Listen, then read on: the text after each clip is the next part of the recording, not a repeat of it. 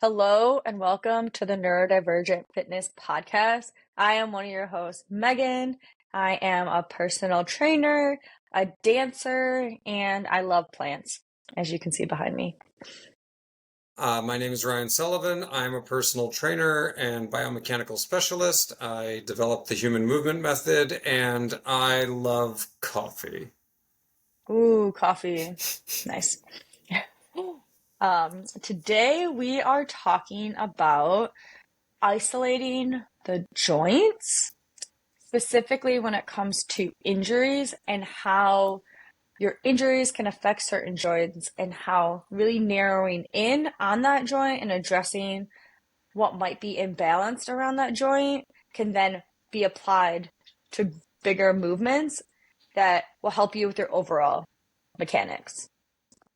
Yeah, the idea here is that a lot of the time there's kind of this belief that um, if, for example, if my lower back hurts, the problem is where it specifically hurts, right? So I'm sure you've had this experience where you're working with clients and they say, my knee hurts. And you say, well, let's take a look at, how your glutes are functioning. And they say, well, but it's my knee that hurts. And you're like, Yep. yes, I do understand that. And then you try to explain, and you and I know as trainers that this is called the interdependence model. It's the idea that there's no part of the body that's isolated. The whole body operates dynamically in space in an interdependent way. Mm-hmm. And so, I think that one of the things that even we fall into as trainers is we tend to even focus where our pain is, We do. where it's like, I'm going to And roll that this, thing and I'll be fine. and I think it's because we want to address the most painful or most thing that's kind of sticking out at the Mm-hmm. time. Mm-hmm. And I feel like it's more common in back, specifically lower back issues where people are like, I have this spot right here and it hurts. And I'm like, okay, well, I can a little bit alleviate your pain if you roll this one specific area. But as you were alluding to before, usually that has to do with so many other things that are not that one particular area. You have Mm-hmm. the hips. And so sometimes when I've had multiple people come in before where they literally have thrown out their back and they walk in the door and they're like, oh my God, they're afraid to even go into certain positions. They struggle to get to the floor sometimes. And sometimes we'll start with the front side of the body because a lot of times that's where it's extra tight and there's a lot of imbalance going on. And they're very confused a lot when we start there. Oh, yeah. I've often said that when you get a massage, most of the time, I don't know if you've, and this isn't true of all massage therapists. I don't want to say this as a generality, but I think most people think that what they want is their back rubbed. They think to themselves, well, I want my back rubbed. Yeah. And what they don't realize is that your back hurts because your front is tight. And it's your Yeah. back trying to fight your front to get you to stand upright or sit upright Mm-hmm. or whatever. And so a lot of the time, these imbalances, it's this imbalance of tensegrity is the term that creates a lot of these mechanical issues and these postural issues that we see come out. And so my understanding of what we're talking about today is that we're saying, like, when you as a trainer or you as a client or as an athlete have an ache or a pain, it is better to have a diagnostic model to start problem solving through that than just assume that the problem is where the pain is. Right.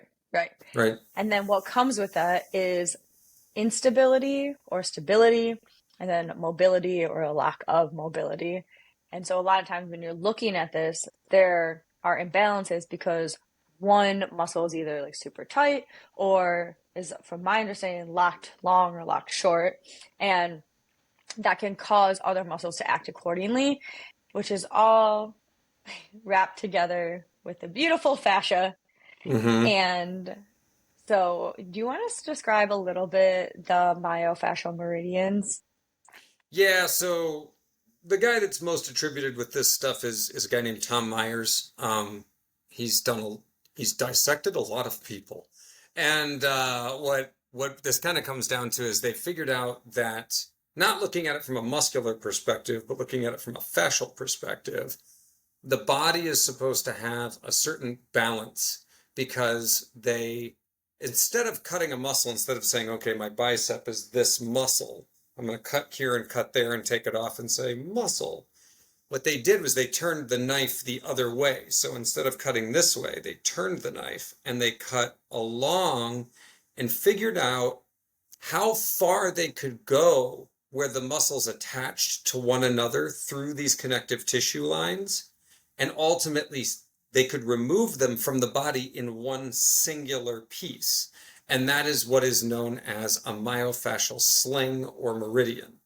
And there's a theory that says that you don't have X number of muscles. What you actually have is one myofascial system with X number of pockets.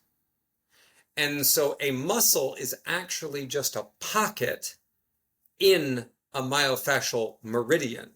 And this is how we transfer kinetic energy through the body, either absorbing it, producing it, or some variation of the two. And this is how we hold our bones up in space. Now, I know that sounds crazy because most people think, no, your bones hold you up in space, but that's not true. Your fascia is anchored to your bones and produces the tensegrity that holds the bones up in space. I think about the shoulder joint a lot when I think about how your bones are just sometimes floating. If it feels like they're just kind of floating there with if you just looked at the bones. Like if you looked at just the Yeah. structure of the shoulder, the rotator cuff, and all of that, you're like, oh, it's just floating in space. Oh, okay, so I've actually said to clients before, if you gave me a knife, getting your shoulder off would not be hard. It's two joints. There's not much going on there. You have this joint, you have that joint, and if all I have to do is detach and detach from there and essentially just scoop my way through muscle, the thing comes right off. Oh my God. There's nothing Oh my God. there. And now, Uh, and just to put this into perspective, cats don't even have collarbones. I don't know that. So cats don't have collarbones, to my knowledge, or not the way we have collarbones. That's why they can fit through such small spaces and stuff. And for us, this floating shoulder system that we have allows us to be born. It allows us to breathe. It allows us to reach our arms up overhead.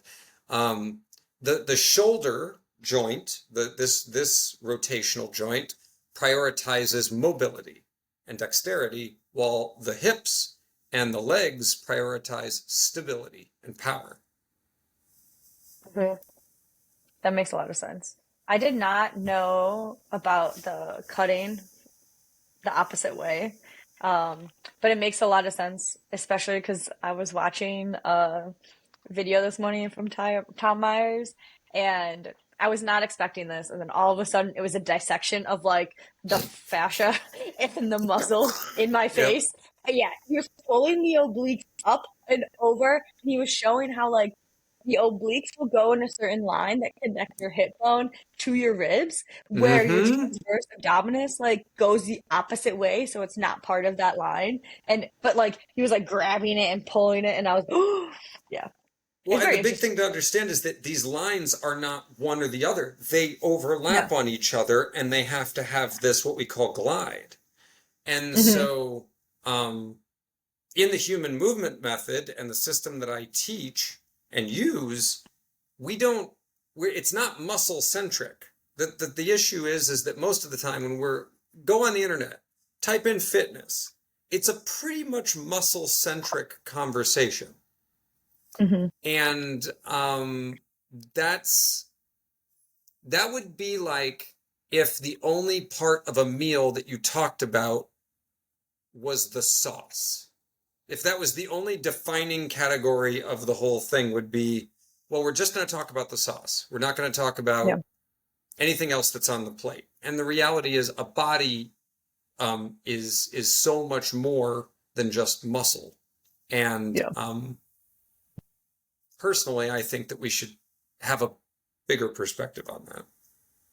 Yeah, I agree. And especially with the understanding of the meridians, it just expands how you look at someone when they walk, when they sit, where they stand, how they move things in space. And because without that, you just see muscles, and Hmm. it tells you very little of how they affect each other. Well, and one of the other things that's interesting about this too is there's a really great YouTube video. You can find it on YouTube. It's from Sergei Grekovetsky, and he talks about the thermodynamics of human movement. And one of the terms that I really like to use is that the myofascial slings, when they all work in concert properly, they're a soft tissue flywheel for human movement. And if you understand how a flywheel works, you No. know, okay, so the way a flywheel Okay. works You definitely is explained this to me, and I forgot.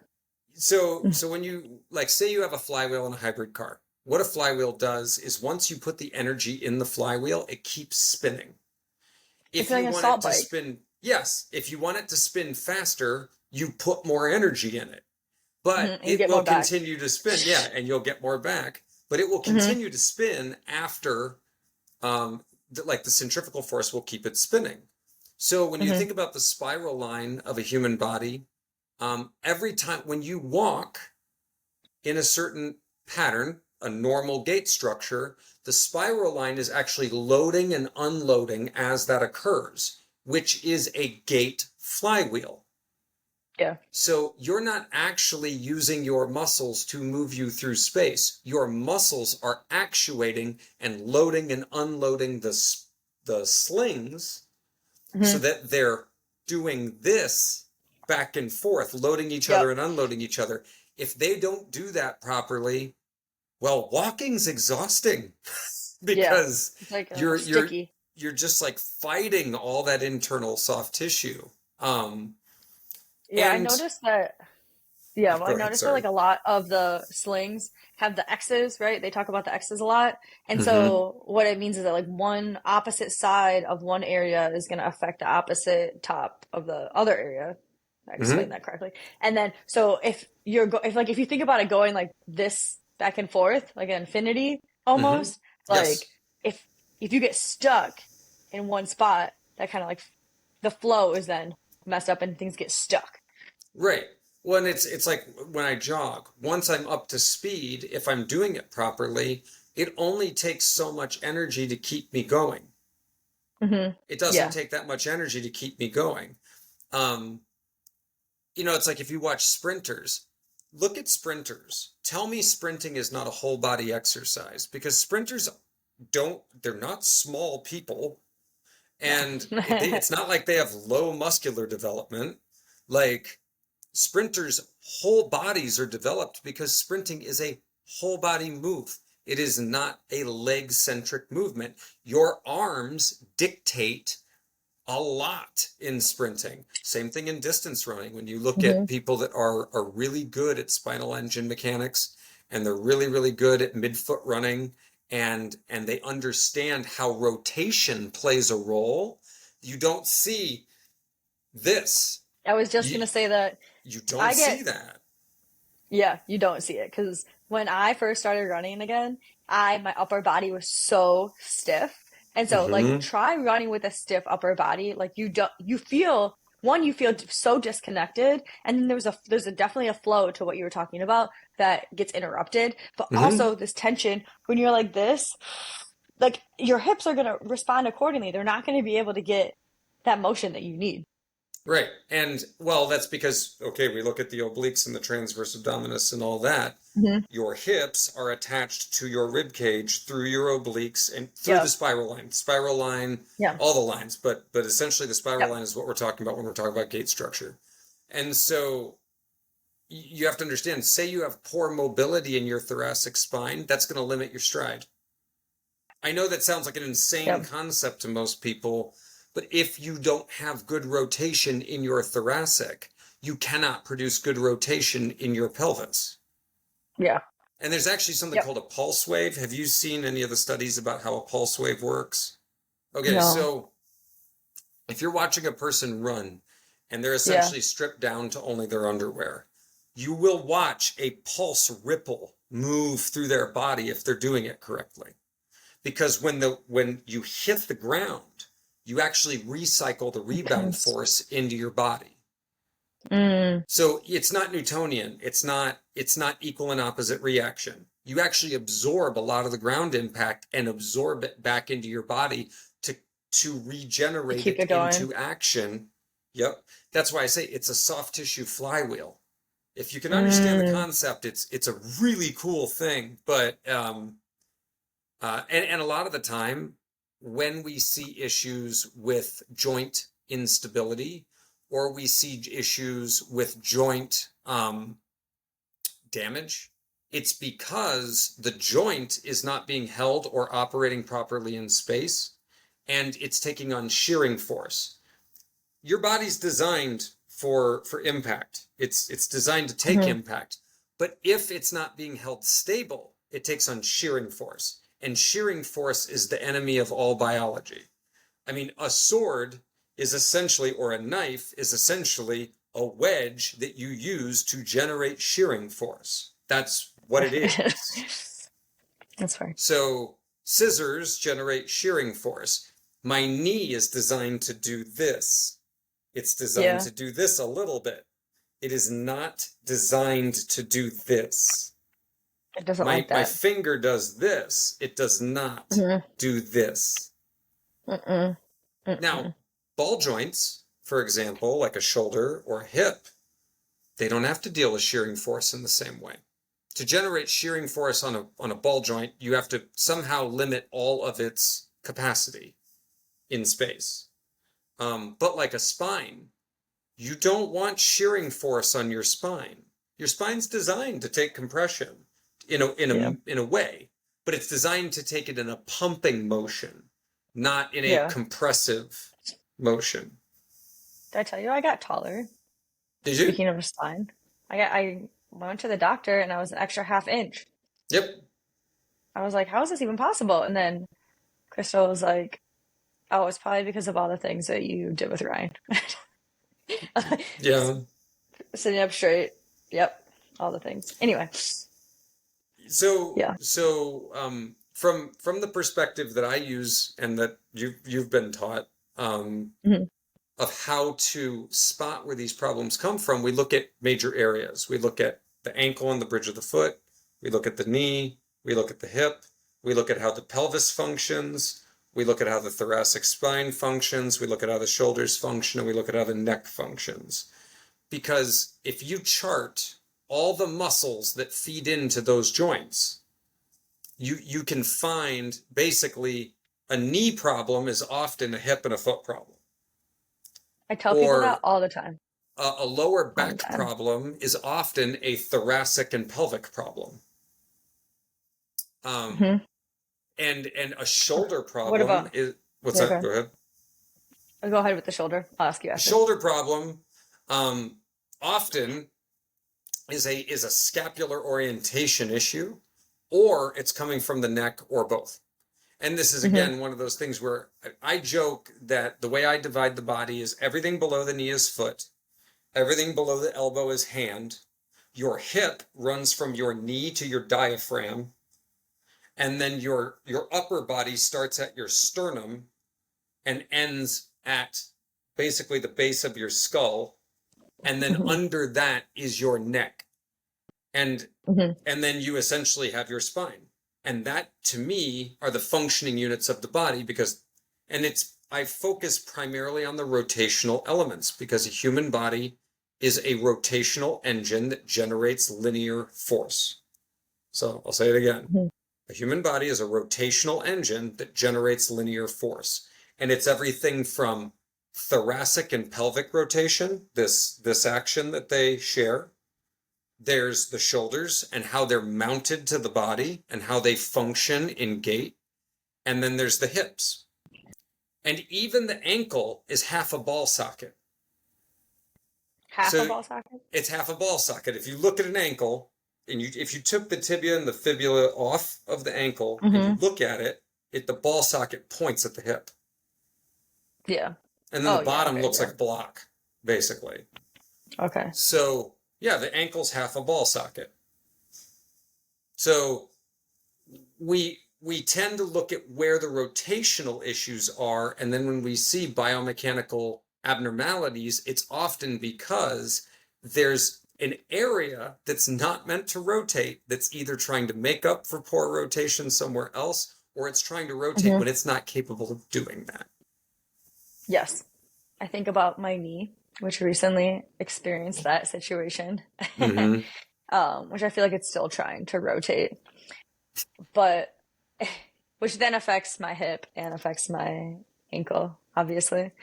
Do we want to pick a specific joint and kind of dissect it and talk about what influences could cause that specific issue and then also like how it kind of radiates out from that?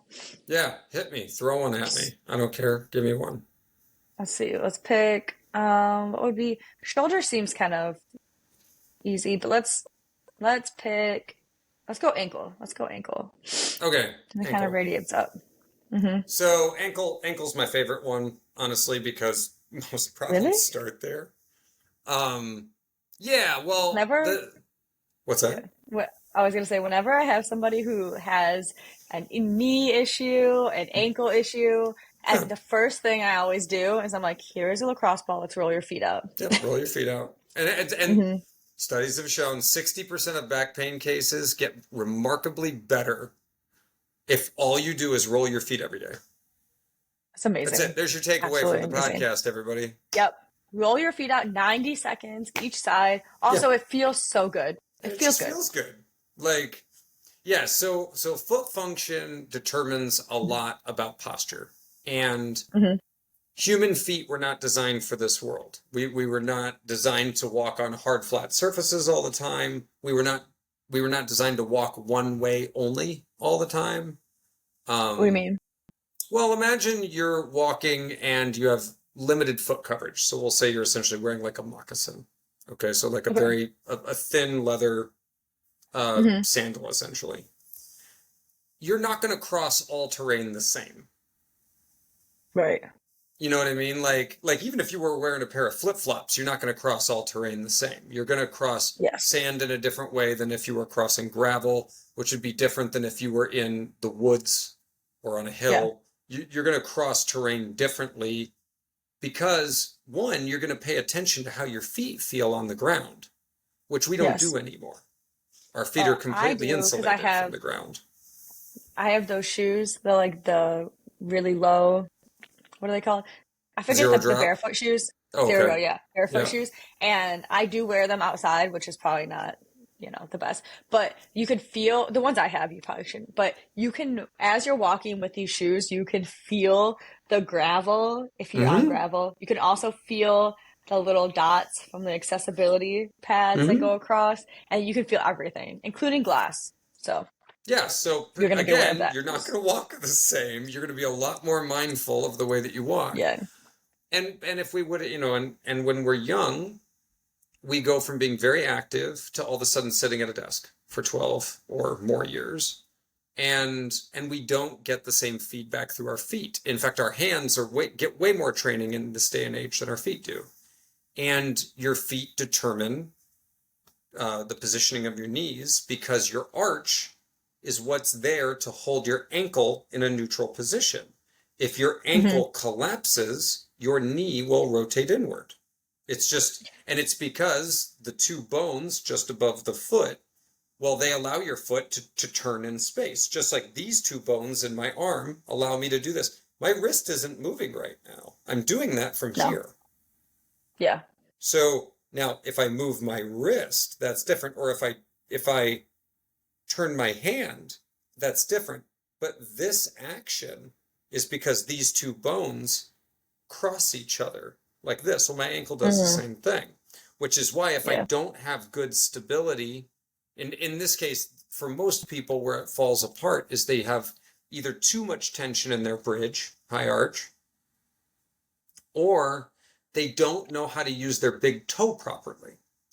And so if Mm. your big toe doesn't press down properly and you're not getting good big toe depression, you're going to lose your arch. And if you lose your arch, um, your big arch, you have three arches, but your big arch, your ankle will roll in. And that Yeah. is very, very hard for the knee to handle. And then also when that happens, if your ankles are loose, your hips tighten because they're trying to control the knee from the other end. Hmm. In one of the methods I was trained in called the Yonda method, they, like half of that methodology is really heavily based around how the ankle and hip and thereby lower back play a role with each other and why it's important to have them essentially equally strong, mobile, and calibrated. I want to Yeah. explain a very important thing. This is an example of where too much flexibility is actually detrimental, which Yes. I'm notice, glad. I'm glad you yeah, talked about it because I think yeah. that especially if you are hypermobile Mm-hmm. and you are following traditional fitness advice, oftentimes cues and directions do not work for you and Mm-mm. actually are very detrimental to your specific condition. Right. Yeah. And what's important is that, for example, we've gotten to this place where we make it sound like strength training and cardio are the most important things. You just have to do these things or death is waiting for you at home. And the truth is, strength training or cardio done improperly can be really detrimental. Hmm. And so it's important to understand that, like, for example, if you're a person that has EDS, Ehlers-Danlos syndrome, you can't rely on your muscles to properly hold your joints in place at all times, particularly if you are tired. Um, Could you so explain what that condition is real it's a quick? collagen disorder for most people Okay. where Okay. their body does not have, they have, it's not muscular. It's that their Mm. fascia is more elastic than other Oh, dang. people's. And so it doesn't, you can sit there and say, no, no, no, move your knee over your toe. You can say that all you want. Yeah. And it is important that they learn how to stabilize their joints better, but they're never going to perform in the way a person with a different uh, collagen matrix would perform. It is not Yeah. possible. It is simply not And it's possible. and that's different than hypermobility, correct? Correct. Yes. Okay. Yeah. For Yeah. example, you can have a hypermobile joint from overuse, and what's happened as the ligaments have gone slack, and they need time to cinch back up. Mm. Okay. Okay.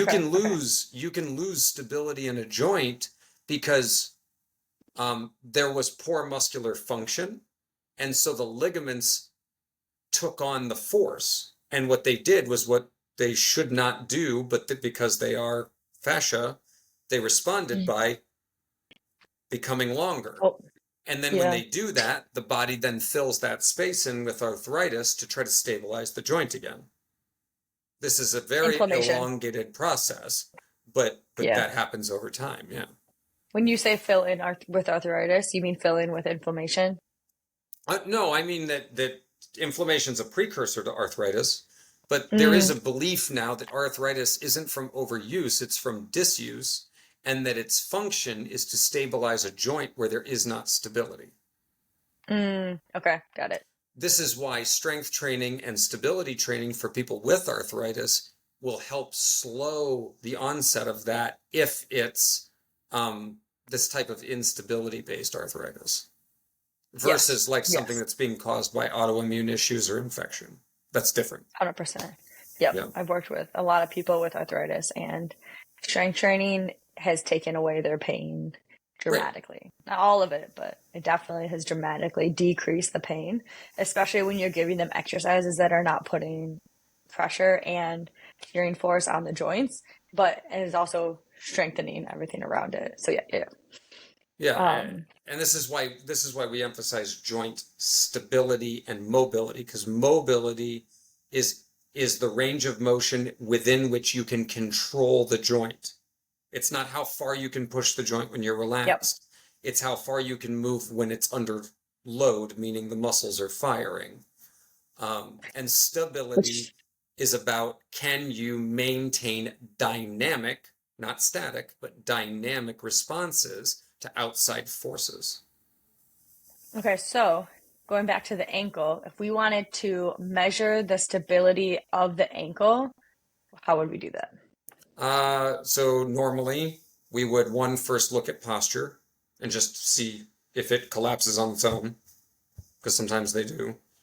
You can see people that Like just the their ankle feet falls just in. Yep. yeah, it just Yep. goes right in, and you can Yep. also see it because the knees point in at that point. Mm-hmm. Mm-hmm. Um, you can see it when people walk. There's a certain amount of internal and external rotation that you expect to see at the ankle, but if the ankle just collapses in gait, Mm-hmm. that's problematic. Mm-hmm. It means that the toes are not. Yeah, also if they're splayed out, like that foot position can play a big role. Sometimes Um, it's one more than the other. hmm And Yeah. that also denotes hip function. Mm-hmm. Yes. If you see that you immediately know to look up the chain and say, okay, we got to check that hip. Um, Mm-hmm. and then the next one is we normally do a one-footed block test where you have a person stand on one foot, they bend down, pick a block up off the ground, stand back up, and then set the block back down on the ground. If you see that the person standing on one foot struggles at the ankle, it's pretty obvious because their balance is very challenged throughout the entire drill. If they can't control Mm-hmm. their ankle, it becomes immediately obvious. Mm-hmm. And I would say those are the big ones for the ankle.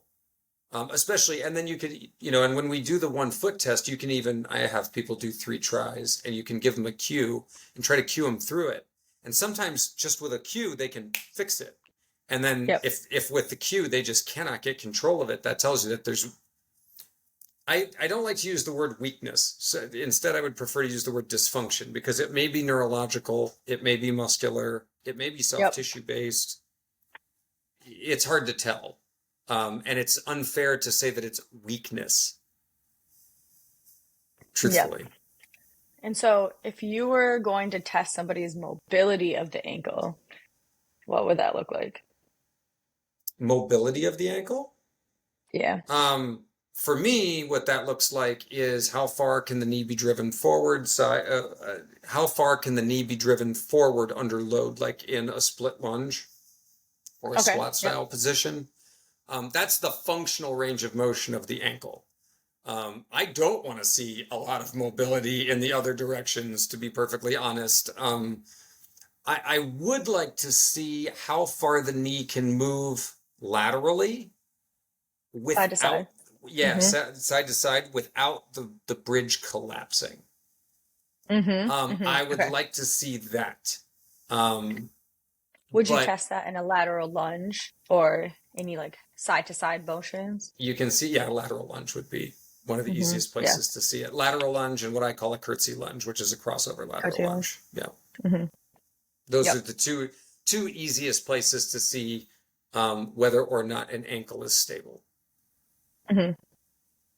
Nice. Okay. Yep. So I just wanted to go through the differences between what it would look like to test for stability versus test for mobility. Oh yeah, Um, Totally different. yeah. Well, and Pretty and and different. stability's and this is important too, is that stability is part of mobility, but mobility is a much bigger field than stability. Mm-hmm. One of my Mm-hmm. favorite ones is when I'm training mobility at the ankle is I have people stand on 1 foot and do what I call the 4-point toe touch, where they stand on 1 foot and they touch in front, touch on the side, touch behind, crossover touch, and they do this multiple times, many, many times. And what you're looking for is, can that ankle maintain? Yeah, Um, do you know what's wild is that I haven't done that in a while, but when I first became a trainer, that was part of my initial assessment. mhm. And it like kind of faded away over time of just learning different things. But I didn't see any other trainers doing it, so I think I like stopped doing it. And it's funny that you even bring it up because Oh that was no, like it is beginning. cornerstone. It is Mm-hmm. cornerstone. Because I have, you can watch everything. Like you oh, watch the ankles, you watch the knees, you watch the hips. pelvis. Sometimes, yep, sometimes the hips will like to get to the different sides. Yep. Um, the Um, adaptation is wild. Yeah. I have a client that I believe has a light version of EDS. And she just came back from an ankle injury. And we were training all through her ankle injury, which I used as a fantastic opportunity to do core and shoulder work. Well, and the thing is about stabilizing the core, if you know you're going to fix a foot problem, just have them start doing contralateral core work, because the reality is you're going to have to do it anyway. So, That's what I've been doing. yes, Contralateral, just to let everybody know, is like opposite arm, opposite leg would be right. contralateral. So like when you're walking, your natural gait is that you're going opposite upper body, lower body. Yep. And so, yeah, you just get them back Mhm. to crawling, basically. What I like Yeah, to yeah. call That's baby moves. bear Baby crawls is moves. what he's saying, is that he No, promotes actually, bear crawls for everything. yeah, no, I was going to say dead bug, uh, Yeah. uh, dead bug, bird dogs. And Bird dog's pretty there's much a this, bear crawl. well, right, it is. But I call them baby moves. They're baby Baby moves. moves. Yeah, Um, there. but anyway, They the reflect the long fetal story position. short, yeah, exactly. Well, and it's when you put a kid on the ground, it's the two ways that they learn to kind of become ambulatory. Um, Hmm. yeah, so I think that from the ankle perspective, and by the way, that perspective can go all the way up to neck problems. Like, I Yes. love it when people come in and they're like, my ankle hurts on this side, my knee hurts on that side, it's my hip on this side, my neck on this side. I'm all messed up. And you're like, it's that foot. You're like, it's just, let's just start with the one foot that's a problem and see how all that other stuff sorts itself out. In case you're wondering who he's talking about, he's actually talking about me Yeah. coming in today. My ankle, but mine was all the same side, so that is a little bit different. Yeah, that's a high hip problem. Yeah. But and so anyway, we're looking at just people can have one or more of these.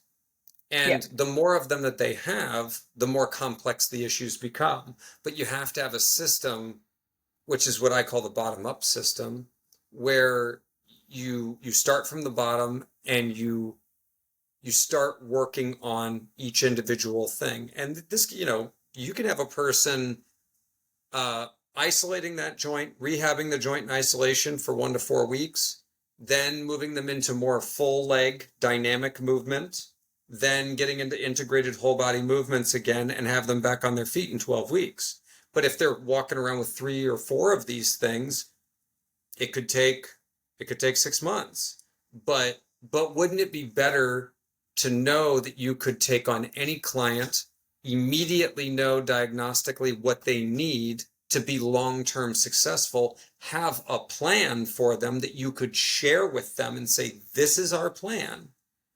And the Hmm. client knows what's going on. It's been clearly communicated. You know what's going on. You know if you're on track or not. And it leads to fully integrated athletic movement that's going to benefit them Hmm. lifelong and throughout their training career. I think every trainer would want that.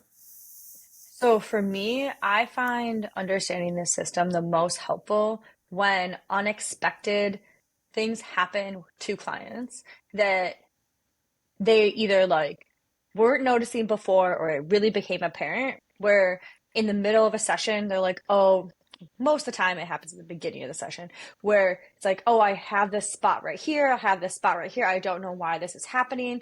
And in that moment I'm able to assess, do an entire posture assessment, find out where and pinpoint the problem, and then be able to work on that in that same session and then integrate it back in down the road.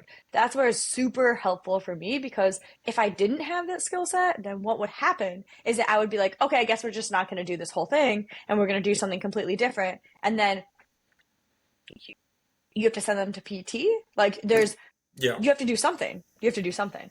But if you're able to address the issue and then work it back in and seamlessly be able to like keep the session going, that's where I find it most helpful. Yeah, and I think being able to do that long term, it keeps clients out of PT. They don't wind up It having to get does. cortisone shots. They don't wind up having to do all of Mhm. those things. And my perspective, because many of my clients are what I would call either special cases or longevity based clients, that's the stuff that longevity is based on anyway. It's Yep. not about it's not about running marathons, although you can do that. It's not about Yep. powerlifting, although you can do that. It's Mhm. about uh, the three main markers they look at for longevity is, can you get up off the ground without using your hands? How long can you stand on one foot, and what's your grip strength? Those are the Yep. three markers for longevity. So, Yep. if I think the ankle was a perfect example of, um, it's at least important in two of those. Yep. So, And I have a very similar client base where I can think of one client I have right now who has the most or had the most unstable ankles and recently just went on a 20-mile hike. oh, Like, that's awesome. if you, it's amazing. And like, yeah, like afterwards, she had some ankle soreness and like a Sure. little bit here and there. Took her about 2 weeks to like get back into the full range. Not even 2 weeks to get back in the full range. Yeah. And but the fact that she was able to do that when she has like fully collapsed Yeah. ankle. It's dramatic. It's dramatic for Yeah. people.